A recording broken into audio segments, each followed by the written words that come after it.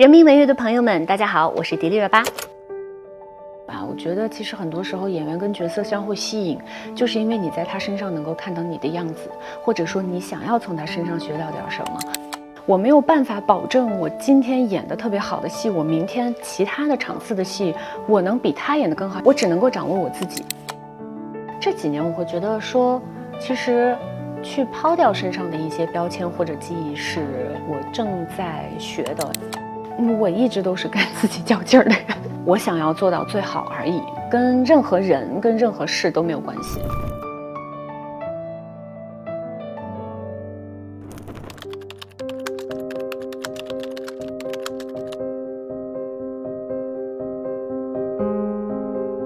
我觉得接下这个角色最大的挑战是要如何成为一个足球运动员。我是以前是很喜欢打戏的一个人，我会觉得打戏是很过瘾的一件事情。然后再加上它还是有一些足球的部分嘛，它跟以往可能我拿刀拿剑是不一样的。那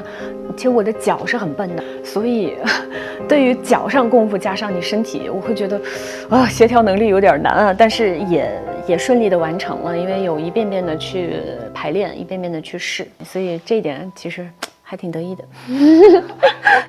表演上面的话，我会觉得首先一开始是很有压力的，因为可能在喜剧上我怕自己会很尬，会怕演的不是那么的好，所以其实前期是很忐忑的。但是我就特别感谢星爷，因为我们在拍摄的整个过程当中，他是让我们很放松的，他是跟大家玩在一起的，他想要达到的一个效果他都会亲身去示范，然后他也会不停的去问，你可不可以啊，你可不可以啊，你这样可以做吗，可以吗，确定吗？然后他会反复的去确认我们的一个状态，就跟我在前期还没有接触到他的那种忐忑的心理，和到我拍摄的整个过程当中的一个特别大的一个反差，我会觉得哇，好轻松啊！和星爷一起工作是一件非常自在且能够发挥到演员极致的一个状态。或要在喜剧里面去立住这个人物，其实也是我一开始看到剧本之后想要去多做一点功课的部分。因为不管是生活中的一些挫折也好，或者是他在这个球赛当中的一些挫折也好，就是他无论遇到什么样的事情，他都有一个可以重新开始的勇气。我就是要回去继续踢球，因为我还是热爱他。那其实你要再回头是很难的一件事情，哪怕大家可能都不再待见我了，但是我依然还是决定以我自己想要去追求的目标为主。对，所以我觉得这个点是我当时看到剧本说挺难的一个点。那我应该如何表达他的豁达，我应该如何表达他就是在经历这么多之后还依然能够很轻松的去笑对一切的这种样子。对，所以我觉得这个应该是我当时接到剧本之后觉得挺难饰演的一部分，也是我觉得需要我去着重去思考的一部分吧。不会被现实打败的那种韧劲，因为让自己在自己的领域上发光发亮的这个点很吸引我啊。我觉得其实很多时候演员跟角色相互吸引，就是因为你在他身上能够看到你的样子，或者说你想要从他身上学到点什么，不断的去打破自己的舒适圈也好，或者是不断的去打破重塑自己，我觉得这一点和我很像。我觉得和我以前会有一些不同的点，因为像我以前的话是属于那种，比如说遇到一些问题我会闷在心里的一个人，我不是特别会去表达，我不太会立马去当下去解决掉这件事情，我反而会觉得说先忍下来吧，可能以后会好，可能以后会有一些改善，那我反正就先委屈我自己吧，先忍着吧，我是一个这样的人。但是也是在这几年的过程当中，我也从饰演玉龙的这个身上当中看到了我自己这个改变，就是我现在会立马去解决问题，然后解决自己的心态，然后再去更好的去完善眼下遇到的这个状况。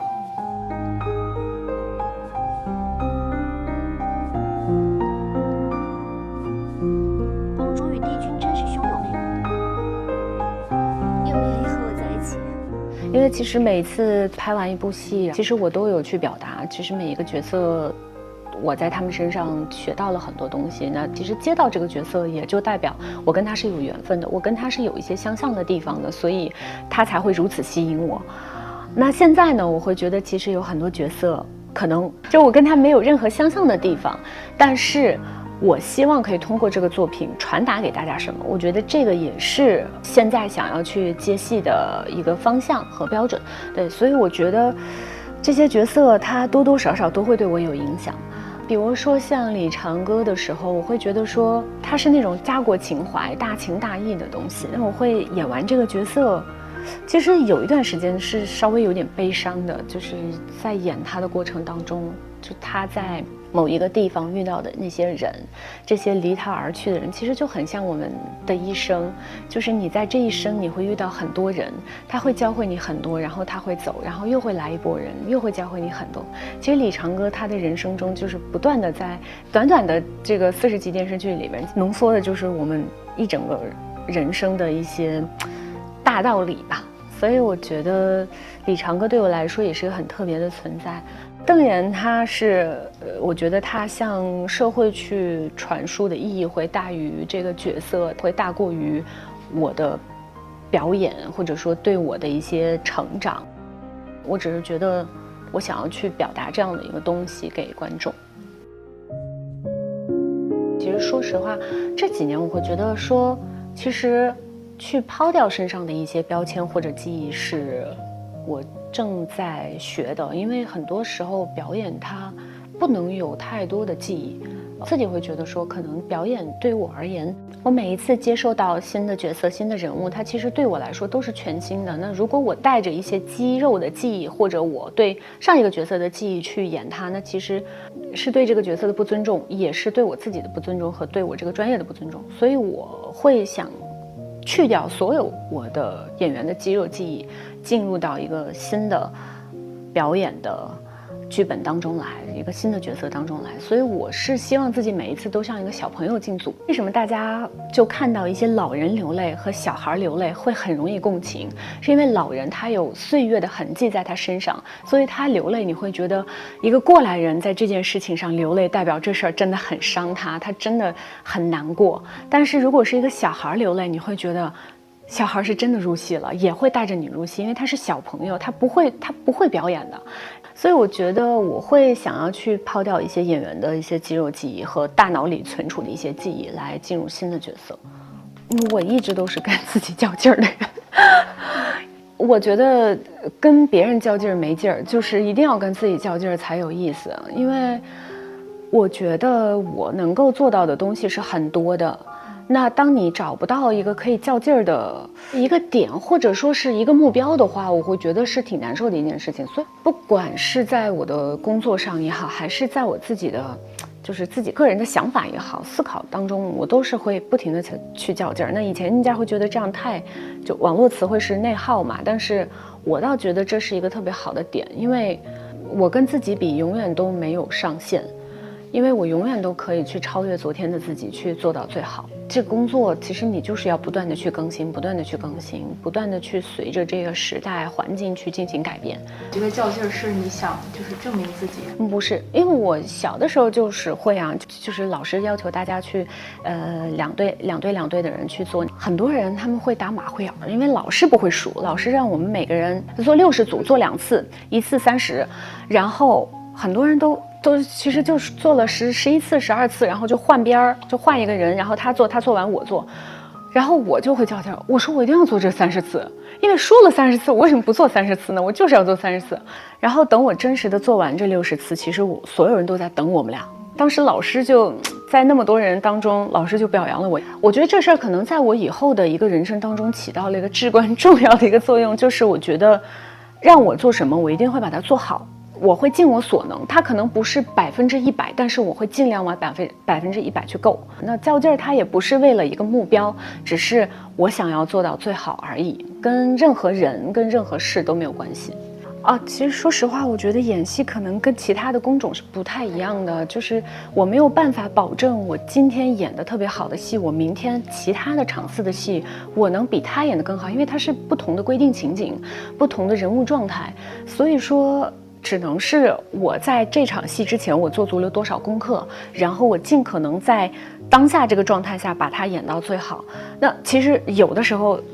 你没有办法，比如说过了1年以后，你再让我去演玉龙，我不一定会比1年以前演的会更好或者更投入。